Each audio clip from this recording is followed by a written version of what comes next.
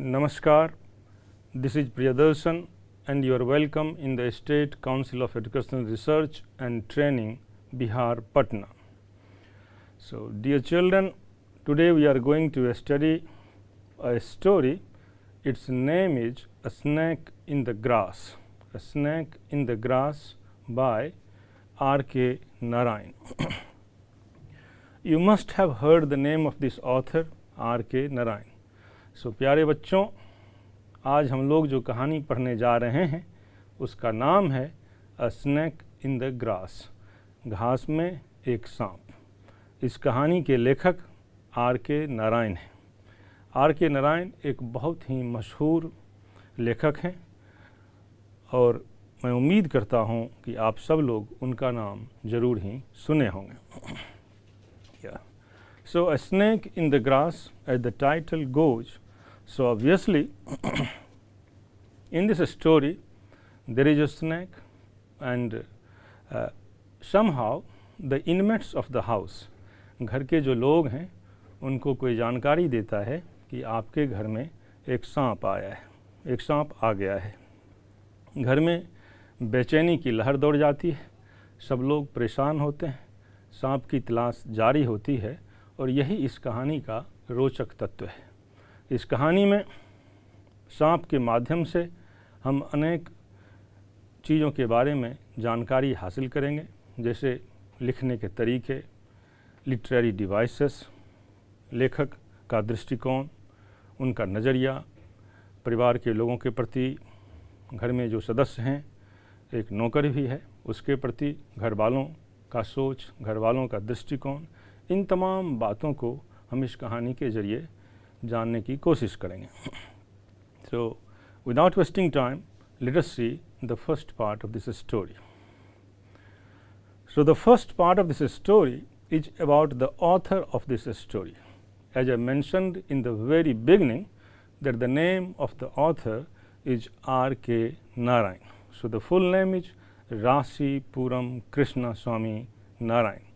He was born in 1906 and died in 2001. तो प्यारे बच्चों, कहानी के जो लेखक हैं R.K. नारायण, इनका पूरा नाम रासीपुरम कृष्णा स्वामी नारायण है। इनका जन्म 1906 और देहांत 2001 में हुआ है।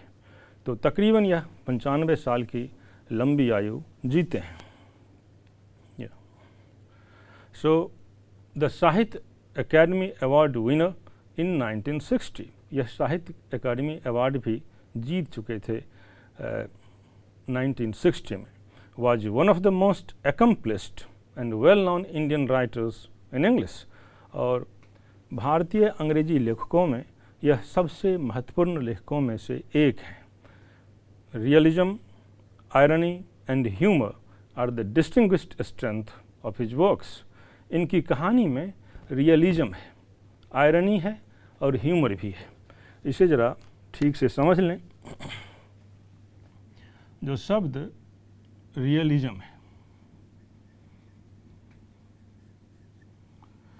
इसका मतलब यथार्थवाद होता है।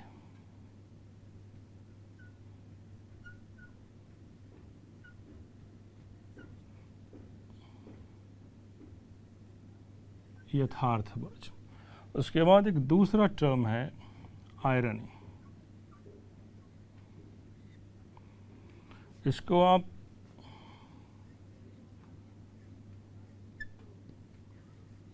विडंबना कह सकते हैं। रियलिज्म, आयरनी और एक और टर्म है ह्यूमर।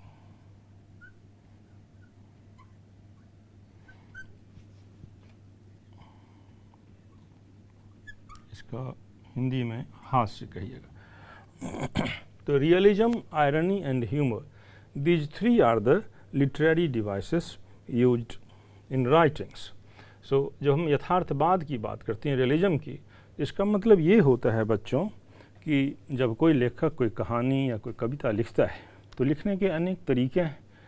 कोई लेखक बहुत बढ़ा चढ़ाकर, जिसको हम ऑर्नामेंटल लैंग्वेज कहते हैं या फ्लोरी लैंग्वेज कहते हैं, खूब सुंदर भाषा में डेकोरेट करके उसको प्रेजेंट करना, उसको लिखना, लेकिन जब ऑथर किसी कहानी को, किसी घटना को ज्यों का त्यों रखता है, उसमें कोई ऑर्नामेंटेशन का इस्तेमाल नहीं है, कोई फ्लोरी लैंग्वेज का इस्तेमाल नहीं है, ज्यों का त्यों रखता है, जो देखा वो लिखता है, उसे हम रियलिज्म कहते हैं, यथार्थवाद कहते हैं कि यथार्थ को ही रख रहा है, जो हकीकत है उसे ही रख रहा है।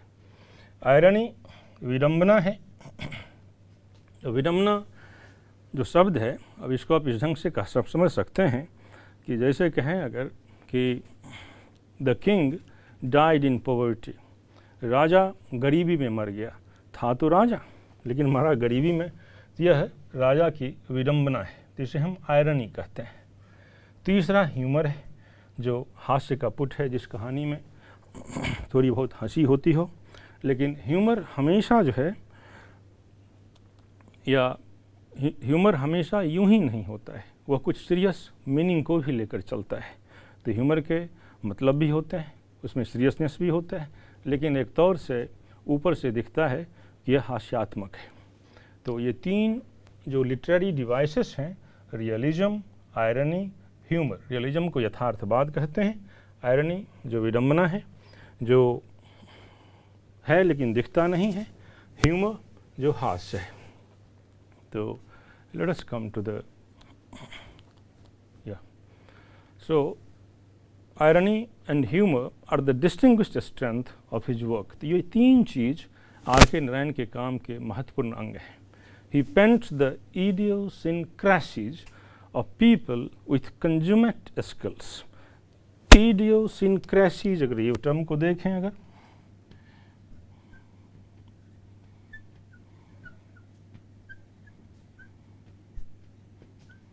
इडियोसिंक्रेसीज प्लूरल में है, इसका सिंगुलर इडियोसिंक्रेसी होगा, नहीं?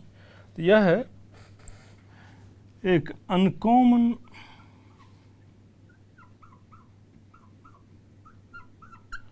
अनकॉमन ट्रेट कहें, नेचर कहें, या हैबिट कहें। इडियोसिंक्रेसीज, हिंदी में इसे आप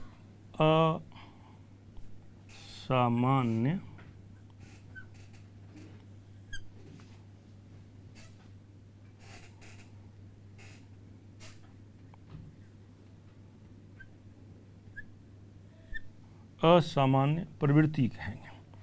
एक बहुत ही स्ट्रेंज हैबिट हो, इसे इडियोसिंक्रेसीज कहेंगे। अब एज फॉर एग्जाम्पल अगर आप ये कहें कि this person every day takes bath after dinner और after lunch, so this is his idiosyncrasy. तो यह उसकी एक असामान्य प्रवृत्ति है, असामान्य व्यवहार है कि वह खाने के बाद रोज नहाता है। तो this kind of thing is called इडियोसिंक्रेसीज। Late us see that. So he paints the idiosyncrasies of people with consummate skills। बहुत ही बेहतरीन ढंग से लोगों की प्रवृत्ति को वह अपनी कहानी में पिरोते हैं, अपनी कहानी में डालते हैं। So this is all about, dear students, this is all about the author R.K. Narayan, and as I said you in the beginning that he lived a long life of 95 years, and he is an accomplished writer, or you can also say he is among the first generation of Indian English writers, Indian English authors। Hindustan में अंग्रेजी लिखने वाले जो ही लेखक थे, उनमें से ये पहले जनरेशन के लेखक माने जाते हैं। बहुत बेहतरीन इनकी कहानियाँ हैं, इनके नॉवेल्स हैं, and he has been quite popular particularly in India। And one important thing about him is that his brother R.K. Lakshman, he was also one of the greatest cartoonists of our country। तो वो उनके छोटे भाई थे R.K. Lakshman, जो एक बहुत ही मशहूर कार्टूनिस्ट थे। So now let us read the story। So his works include the guide novel। उनके जो काम हैं उनमें से एक उपन्यास जिसका नाम द गाइड है, next Sunday collection of essays, and Lawley road collection of short stories, और लॉली रोड जो छोटी छोटी कहानियों के संग्रह हैं। A snake in the grass, the piece taken from an astrologer's day and other stories dramatically presents the alarm and disturbance caused in a household threatened by a cobra। तो ये कहानी इनफैक्ट जो एक सांप के बारे में है, घर में अचानक खबर फैलती है एक सांप आ चुका है और घर के सारे लोग घबरा जाते हैं। इसका अभी हमने बात की कि he is also a great novelist.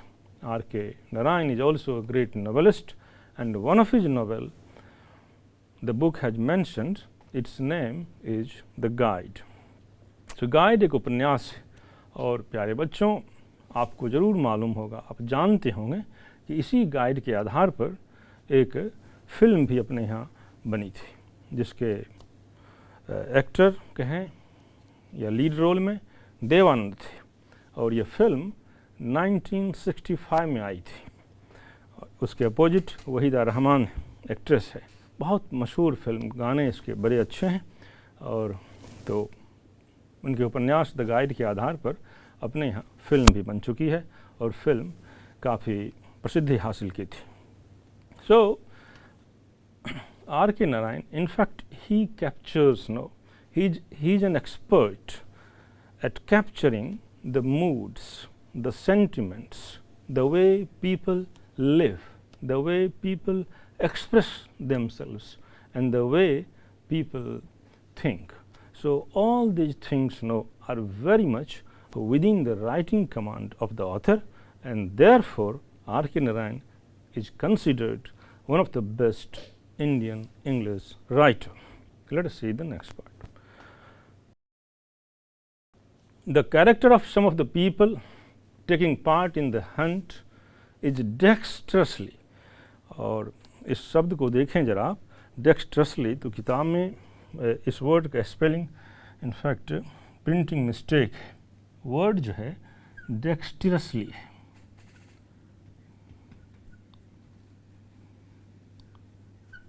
डेक्स्ट्रसली है, बुक में ई मिसिंग है, तो डेक्स्ट्रसली है। इसका मतलब होता है चतुराई से,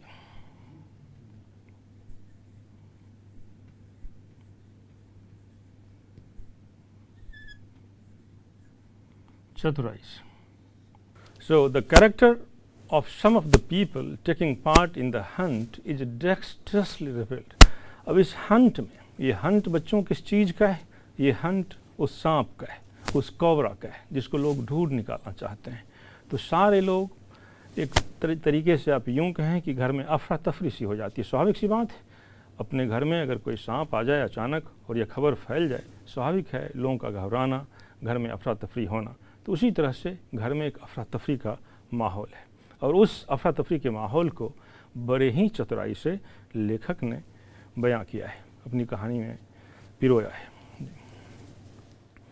Narayan also touches gently on the people's superstitions concerning snakes।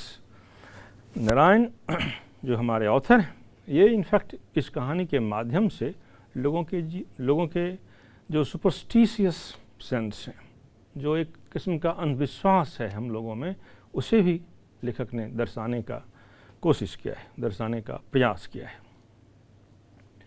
An undercurrent of irony and humor marks many of his observations in the story। और जैसा कि मैंने पहले भी बात किया कि आयरनी और ह्यूमर इस कहानी में बड़े ही बेहतरीन ढंग से लेखक ने डाले हैं, और इस तरह से कहानी एक रोचक कहानी बन जाती है, और इस कहानी के माध्यम से बहुत सारी बातें लेखक कहना चाहता है। जैसा कि अभी हमने डिस्कस किया कि the author is also trying to highlight the superstitious character of family members। तो लोगों में जो सुपरस्टिशन है, लोगों में जो एक अंधविश्वास की भावना होती है, उसको भी लेखक ने दर्शाने की कोशिश की इस कहानी के माध्यम से। So you can say that there is realism, there is irony, there is humor, of course idiosyncrasies of the various characters and the element of superstition. So, all these things you can call them the themes of the story. We are going to deal with all these things. So, the story begins like this. On a sunny afternoon, दोपहर का समय, सूरज आसमान में है, दिन बिल्कुल साफ है. So, on a sunny afternoon, when the inmates of the bungalow were at their siesta, siesta break को कहते हैं. जब दोपहर में लोग आराम करने को जाते हैं थोड़ी देर के लिए, उसे siesta कहते हैं. तो आफ्टरनून ब्रेक उसे आप कह सकते हैं.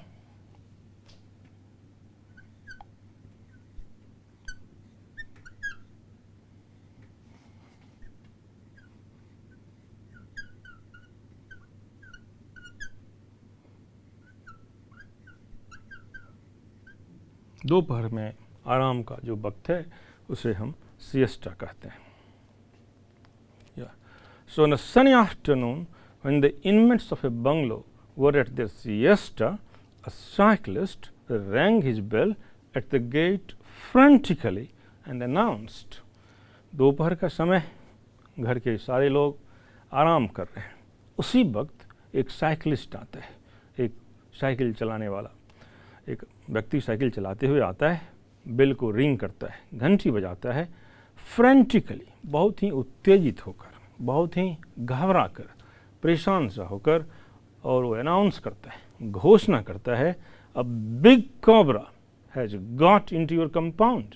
एक बहुत बड़ा कोबरा, जिसको आप काला नाग भी कहते हैं, तो a big cobra has got into your compound. आपके कंपाउंड में एक बहुत बड़ा कोबरा आ घुसा है. इट क्रॉस्ड माई व्हील, और बिल्कुल मेरे व्हील के पास से ये गुजरा है. ही पॉइंटेड टू इट्स ट्रैक, वह जिस तरह से कोबरा आया होगा उस रास्ते को बताता है. अंडर द गेट, गेट के अंदर से. एंड रिज्यूम्ड हिज जर्नी, और यह कहकर वह व्यक्ति, वह साइकिलिस्ट आगे बढ़ता गया. So this is the very beginning of the story. No when how common this is children. यह कितना सामान्य सा दिखता है. It appears that it happens with all of us in our society. नहीं, ये हमारे समाज का एक हिस्सा है. हमारे यहाँ ऐसे ही होता है. किसी ने कुछ देखा, वो घबराया, उसने घोषणा की, घबरा कर कुछ बोला, और लोग उसके पीछे पड़ जाते हैं. सो this is what has happened here in the story. The story opens with a cyclist. The cyclist has come and he has announced, first of all frantically, as the author has used this word, काफ़ी घबरा कर, no, he rang the bell of the house. वो घंटी बहुत घबरा कर बजाता है घर की, और अनाउंस करता है कि a cobra has entered in your compound. आपके कंपाउंड में एक कोबरा आ घुसा है, और यह घोषणा करते हुए वह आगे बढ़ जाता है. yes. So, the family consisting of the mother and her 4 sons assembled at the gate in great agitation. यह भी सामान्य सी बात है कि घर के जो भी लोग थे, the family consisting of the mother, उस घर में एक माँ थी, and her 4 sons, और उनके 4 लड़के थे. वो सब के सब गेट के पास आकर घबरा कर खड़े हो जाते हैं. The old servant Dasha was sleeping in the shed. एक शेड में घर का जो पुराना नौकर है वह सो रहा है. They shook him out of his sleep and announced to him the arrival of the cobra. वो लोग जल्दी में उसको उठाते हैं और कहते हैं कि घर में एक कोबरा आ गया है. There is no cobra, he replied and tried to dismiss the matter. दाशा, जो उनके घर का नौकर है, वह कहते कोई कोबरा ओबरा नहीं है, और बेचारा वो सोने की कोशिश कर रहा है. He replied and tried to dismiss the matter. वो जवाब देता है कि घर में कोई कोबरा नहीं है, और चाहता है कि बात को यहीं ख़त्म कर दिया जाए.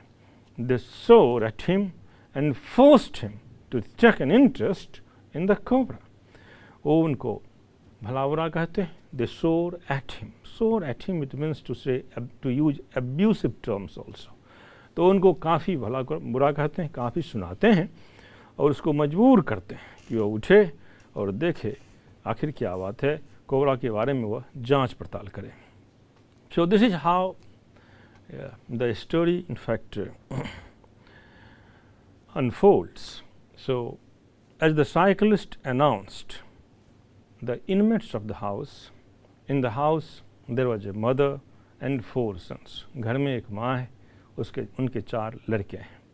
ये सारे लोग काफ़ी परेशान हो जाते हैं. They come near the gate, वो गेट के पास आते हैं, and they try to wake up the sleeping servant of the house, जिसका नाम दासा है. His name is दासा. तो वह गेट के पास आते हैं और दासा जो उनका बहुत पुराना नौकर है उसे उठाने की कोशिश करता है. As it was the afternoon time, siesta time, the servant might have worked hard in the morning session. So क्योंकि नौकर सुबह के टाइम काफ़ी काम कर चुका होगा, सोने का वक्त है, आराम करने का वक्त है. ही इज़ स्लीपिंग, वह सो रहा है. लेकिन घर वाले चाहते हैं कि वह उठे, वह इस बात की जांच पड़ताल करे कि आखिर ये कोबरा किधर गया, कहाँ है. तो घर वाले उसको भला बुरा सुनाते हैं. वह कहने की कोशिश करता है कि there is no cobra at all, कोई कोबरा वगैरह नहीं है, कोई सांप नहीं आया है. और वो इस बात को कहकर कहानी को यहीं ख़त्म करना चाहते हैं, इन तमाम बातों को. लेकिन घर के लोग मानते नहीं हैं, वो उसको भला बुरा कहते हैं और जगाने की कोशिश करते हैं. So the thing is something here, कुछ तो है यहाँ. If it is not found before the evening, कुछ तो है यहाँ, ये घर के लोग कह रहे हैं. और वो ये भी कह रहे हैं कि if it is not found before the evening, शाम से पहले अगर वह पाया नहीं जाता है. अब यहाँ एक सवाल है बच्चों कि if it is not found before the evening, if it is not found, no it is, what is that it? तो आपसे ये सवाल है कि आखिर ये it क्या है. So this it is of course the cobra.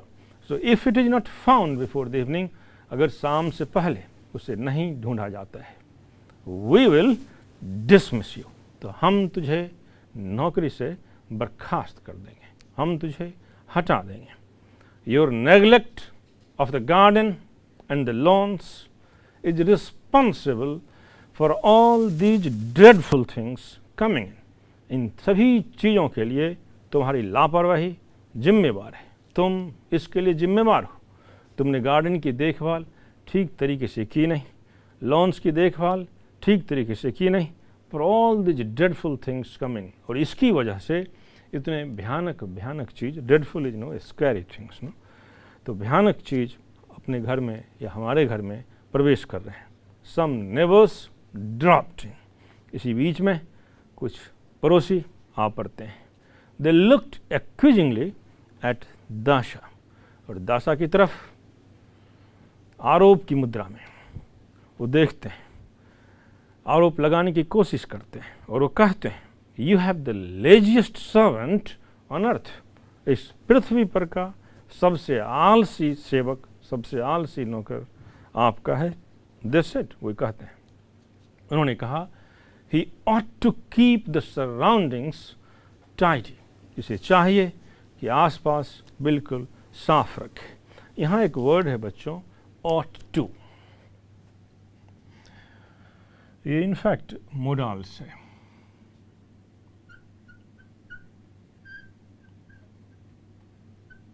ought to, should आप जानते होंगे, should का मतलब चाहिए होता है, और ought to का मतलब आप कहें तो चाहिए ही. ये थोड़ा इम्फेटिकली इसका इस्तेमाल होता है, इसमें थोड़ा इम्फेसिस है. ought to, no, you ought to love your country, तुमको अपने देश से प्यार करना ही चाहिए. you ought to respect your parents, no, तो ये एक मोडाल्स है, ought to. Yeah. So here in fact you can find, no, a kind of confrontation, a kind of answer question, a kind of accusing somebody, no. So and all these things happen between Dasha, family members, and some neighbors have also entered into this confrontation, into this conflict, you can say. So दासा को जो नौकर है, जो servant है घर का, तो घर वाले उसे उठाते हैं, उसे डांटते हैं और उसे ये कहते हैं कि you are responsible for this snake which has entered into our house. हमारे सांप घर में जो सांप घुस आया है उसके लिए तुम जिम्मेवार हो। आप सोच सकते हैं कि उसके लिए वो कैसे जिम्मेवार है। तो घर वाले कहते हैं कि जो लॉन्स का देखभाल है, नहीं, जो गार्डन का जो देखभाल है वो दाशा ठीक तरीके से नहीं करता है। No, so Dasha in a sense the family persons, and other people, they declare that Dasha is the laziest person on this earth. वो लोग दाशा को दुनिया का सबसे आलसी प्राणी मानते हैं और कहते हैं कि तुम्हारी वजह से ये सांप घुस आया है क्योंकि तुमने गार्डन लॉन्स की सही से देखभाल नहीं की है। और उसके साथ साथ वो चेतावनी भी देते हैं कि अगर तुम शाम तक इस सांप को नहीं ढूंढ पाते हो तो हम तुम्हें नौकरी से निकाल देंगे। So this is a situation, a very typical situation there children generally between the house inmates और house owners and the people who work there like दाशा।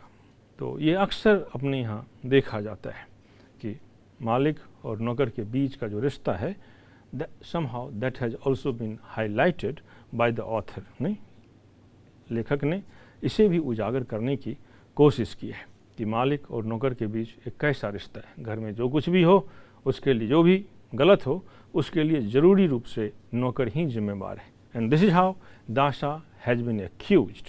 Late us see the next part of this story. I have been asking for a grass cutter for months, Dasha said. जब सब लोग उसके ऊपर टूट पड़ते हैं, तरह तरह के आरोप लगाते हैं, तो दाशा कहता है कि I have been asking for a grass cutter for months. महीनों से मैं एक ग्रास कटर की मांग कर रहा हूँ। मैं कह रहा हूँ कि मुझे एक ग्रास कटर ला दो क्योंकि गार्डन में घास बड़ी बड़ी उगाए होंगे। In one voice they ordered him to manage with the available things and learn not to make demands. सब लोगों ने उसे एक स्वर में, सब लोगों ने उसे यही कहा कि जो कुछ भी मौजूद है, घर में जो भी सामान मौजूद है, तुम उससे काम लेना सीखो।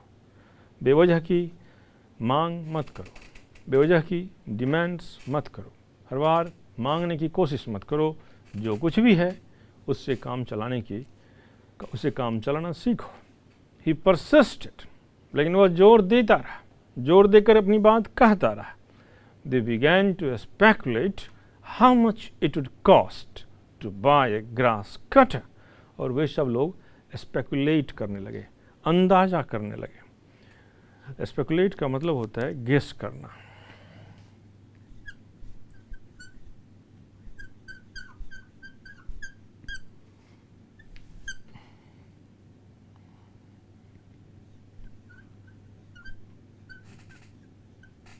टू गेस मतलब अंदाज करना या अंदाज़ा लगाना।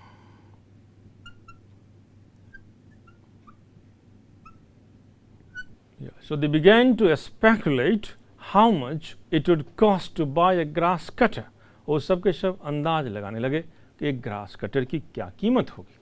A neighbor declared that you could not think of buying any article made of iron till after the war। तो एक पड़ोसी है, होशियार मालूम होता है, वो कहता है कि युद्ध जब तक ख़त्म नहीं हो जाता है तब तक आप कुछ भी आयरन की चीज़ें नहीं खरीदें। तो युद्ध खत्म होने के बाद ही खरीदें। अब यहाँ युद्ध से ग्रास कटर का क्या ताल्लुकात है बच्चों? तो आप ज़रा इस पर गौर करें कि ड्यूरिंग द वार टाइम्स, वार के दौरान जनरली और general things they become expensive. अक्सर जो सामान्य सी वस्तु होती है उसके कीमत बढ़ जाते हैं। And particularly of those things which are made of iron steel, they obviously they become expensive. और जो भी लोहे या स्टील के बने हुए चीज़ होते हैं वो ज़्यादा महंगे हो जाते हैं। या जनरल सेंस में कहें तो युद्ध के दौरान हर चीज़ें महंगी हो जाती है। सो this is how the neighbour is having his own opinion that it's not favorable to buy anything made of iron during the war time। And this was the time period of the Second World War. No, during this time, I think the author must have written this story. So one neighbor suggested that buy this grass cutter after the war. No, the house inmates, the house owners, they are saying that whatever we have in the house, learn to use them properly. Don't demand all the time. So up to this children, we have read a kind of dialogue, heated dialogue. It happens habitually, heated dialogue, you can say. It happens very often in the house between owners and servants, and as the whole, you can see that the story begins, opens with the announcement of a snake by a cyclist, and then after every family member gets scared. They are very much excited. They quarrel with the servant also. They make him responsible for all the things, particularly of this snake which has entered into the house. तो घर के सारे लोग एक ढंग से यूँ कहें कि उथल पुथल का माहौल है, घर के सारे लोग परेशान हैं और उस सर्वेंट दाशा को एक्यूज कर रहे हैं कि तुम्हारी वजह से ये सारी चीज़ें हुई. So this is what children we have learnt in this part of the story. We shall continue the next part of the story in the next class. Till then, goodbye, namaskar, take care.